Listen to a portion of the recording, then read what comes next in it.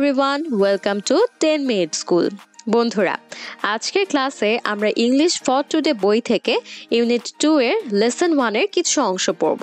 তাহলে চলো আজকের ক্লাসটি শুরু করা যাক এবং দেখো প্রথমেই আমি তোমাদের জন্য একটা ওয়ার্ম আপ অ্যাক্টিভিটি রেখেছি। এখানে তোমাদের জন্য কিছু কোয়েশ্চেনস আছে। এই কোয়েশ্চেনগুলো তোমরা তোমাদের বন্ধুদের সঙ্গে কথা বলে বা ডিসকাস করে সলভ করবার ট্রাই করবে। এতে করে কি হবে, তোমরা যখন ডিসকাস করবে তখন কিন্তু নতুন ভোকাবুলারি ইউজ করবে, নতুন কিছু ওয়ার্ড তোমরা শিখতে পারবে। এতে করে তোমাদের স্পিকিং স্কিলটাও কিন্তু আরো বেশি বৃদ্ধি পাবে। তাহলে ফার্স্ট কোয়েশ্চেনটা কি আছে, what advantages has technology brought to everyday life? অর্থাৎ আমাদের প্রতিদিনের জীবনে টেকনোলজি বা প্রযুক্তি কি সুবিধা নিয়ে এসেছে সেটা কিন্তু প্রথম কোয়েশ্চেনে জানতে চাওয়া হয়েছে। সেকেন্ড কোয়েশ্চেনটা দেখো, how do science and technology make life better? অর্থাৎ বিজ্ঞান ও প্রযুক্তি কিভাবে আমাদের জীবনটাকে আরো বেশি উন্নত করছে সেটা সেকেন্ড কোয়েশ্চেনে বলা হয়েছে।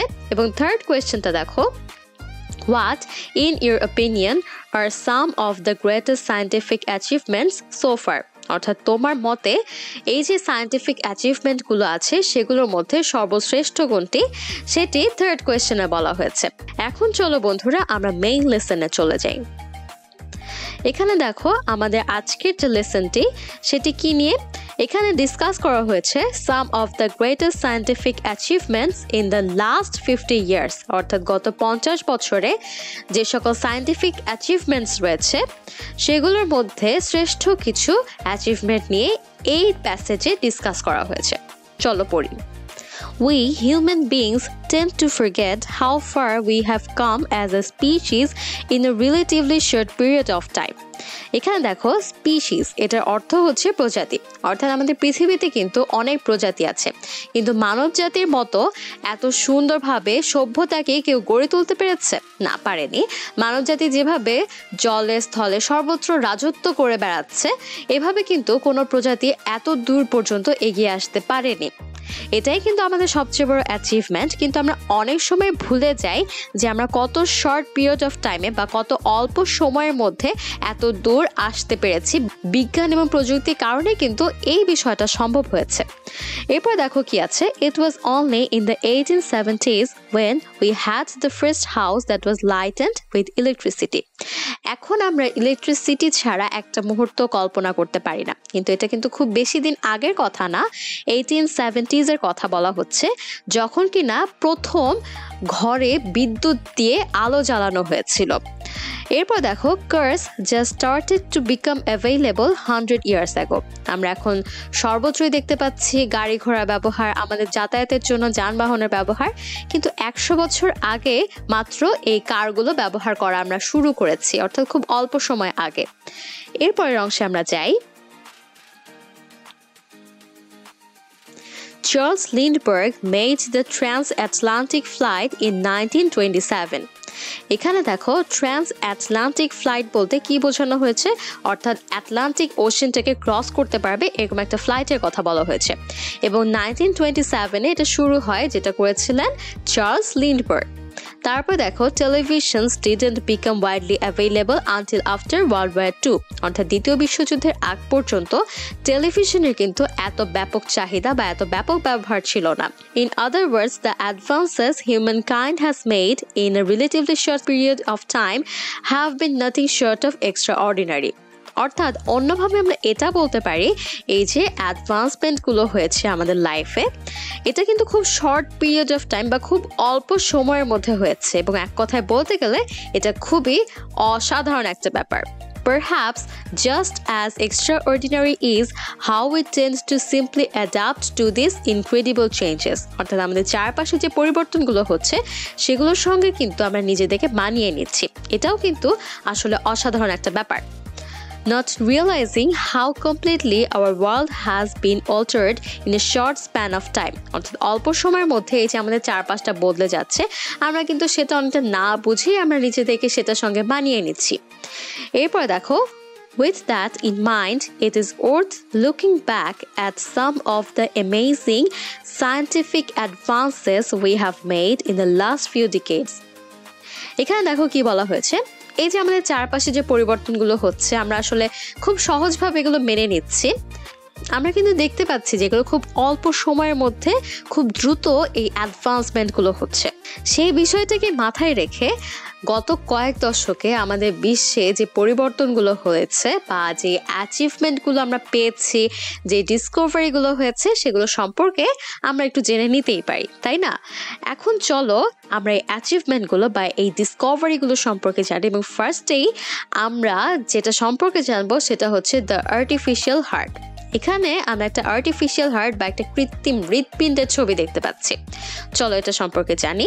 There is nothing that piques the interest of a human being quite as much as the prospect of living a longer life. অর্থাৎ দীর্ঘজীবন লাভের যে আশা, সেটা কিন্তু আমাদের সবার মনেই থাকে, তাই না?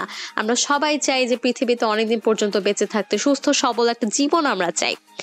Implanting a person with an artificial heart in 1982 was an extraordinary step towards increasing the human lifespan.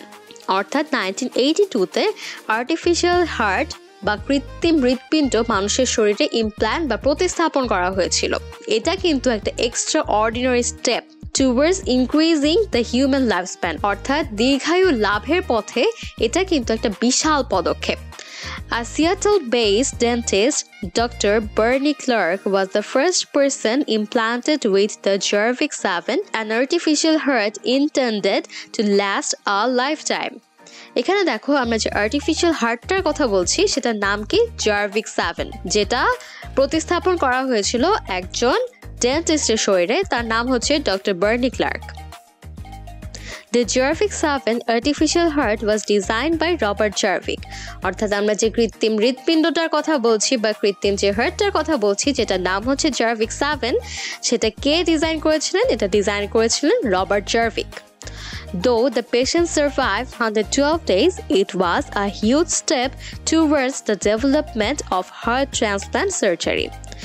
অর্থাৎ যার শরীরে এই হার্টটাকে ট্রান্সপ্লান্ট করা হয়েছিল তিনি বেঁচে ছিলেন 112 দিন, কিন্তু এটা মানব জাতির ইতিহাসে কিন্তু খুব বড় একটা পদক্ষেপ। এই যে আমরা মেডিকেল সায়েন্সের অ্যাডভান্সমেন্টের কথা বলছি কিংবা হার্ট ট্রান্সপ্লান্টের কথা আমরা শুনছি, হার্ট ট্রান্সপ্লান্ট সার্জারি হচ্ছে, সেটার ক্ষেত্রে কিন্তু এই আর্টিফিশিয়াল হার্টটা খুব গুরুত্বপূর্ণ একটা ভূমিকা পালন করেছে। One day, more advanced versions of artificial organs will likely allow us to live much longer and more productive lives. অর্থাৎ ভবিষ্যতে আমরা এটা আশা করতে পারি যে এরকম আরো অনেক কৃত্রিম অর্গান বা কৃত্রিম অঙ্গ তৈরি হবে, যেটা কিনা আমাদেরকে দীর্ঘায়ু লাভে সহায়তা করবে, আমাদেরকে সুস্থ সবল জীবন যাপনে সেটা সহায়তা করবে।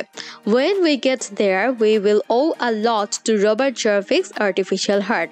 আমরা যখন সেই সময়টাতে পৌঁছাবো, আমরা কৃতজ্ঞ থাকবো রবার্ট জার্ভিকের আর্টিফিশিয়াল হার্টের প্রতি।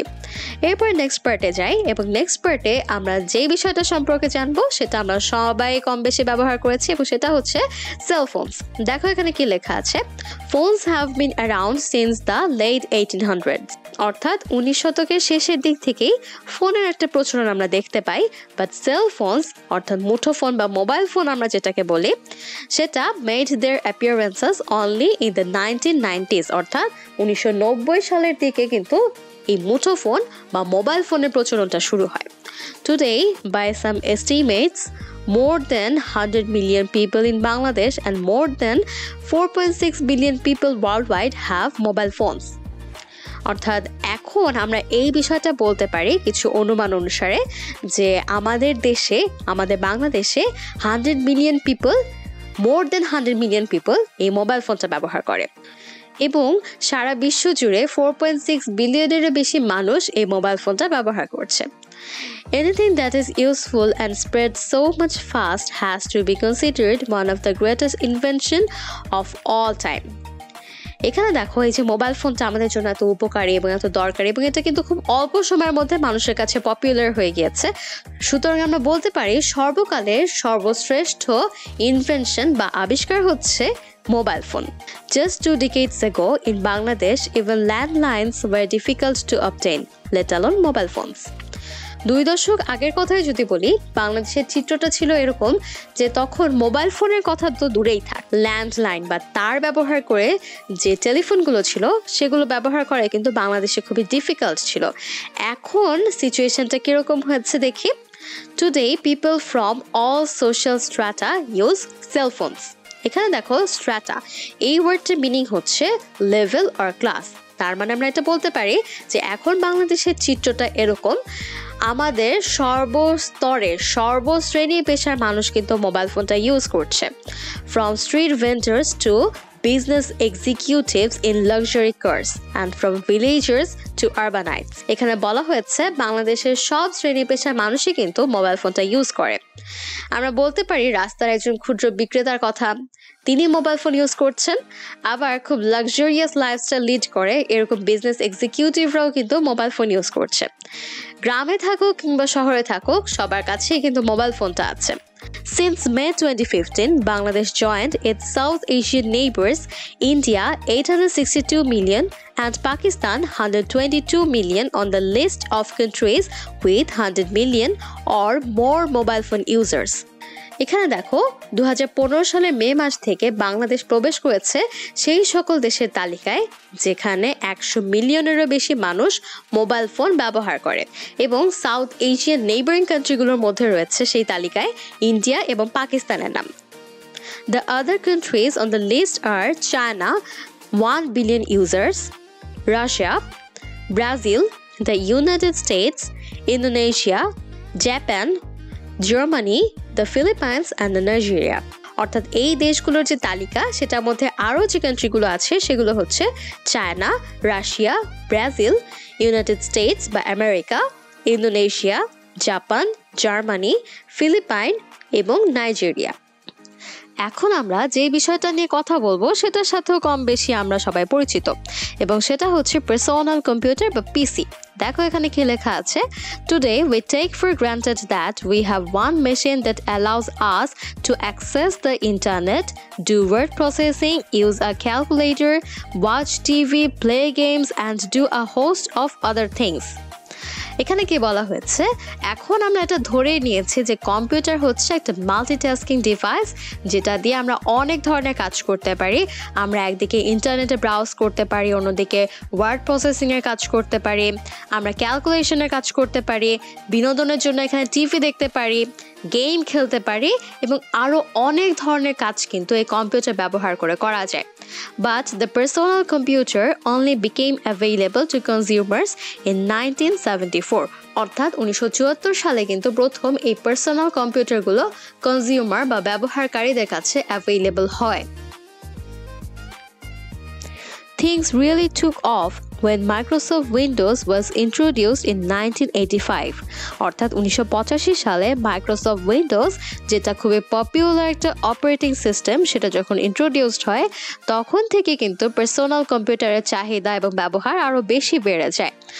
And it's good that it was since without the prevalence of personal computers, the internet wouldn't have had nearly as big an impact as it has ever since. অর্থাৎ এই যে ইন্টারনেট আমাদের লাইফে এত বড় একটা ভূমিকা পালন করে, এটা কিন্তু কখনোই সম্ভব হতো না পার্সোনাল কম্পিউটারের প্রচলন ছাড়া। এটাই কিন্তু এখানে বলা হয়েছে।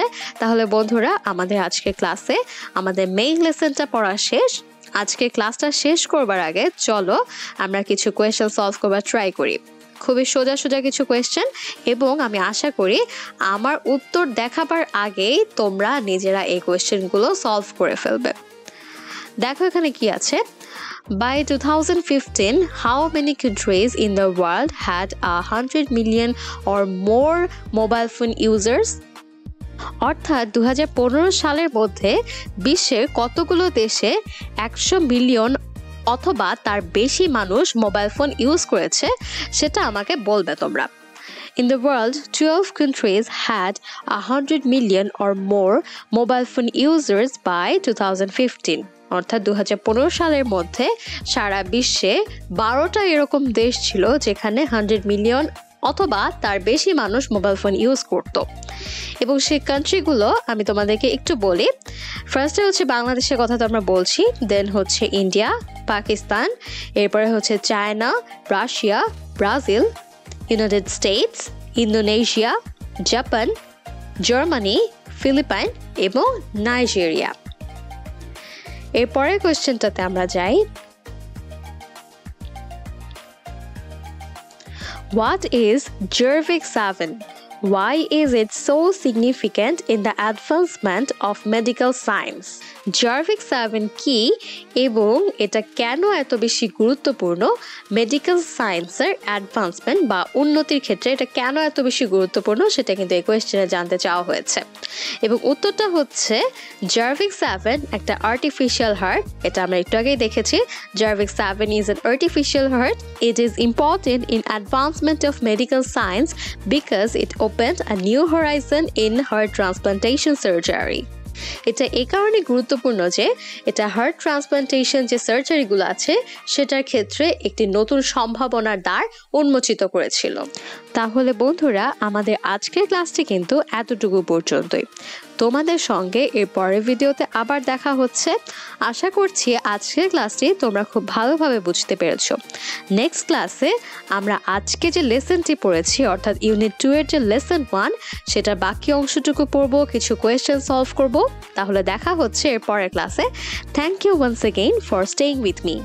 স্কিল আর পড়ালেখার জন্য যা কিছু প্রয়োজন একটি অ্যাপেই পাওয়া যাবে সকল সলিউশন। 10 মিনিটস নিয়ে যে কোনো জিজ্ঞাসায় কল করুন 16910।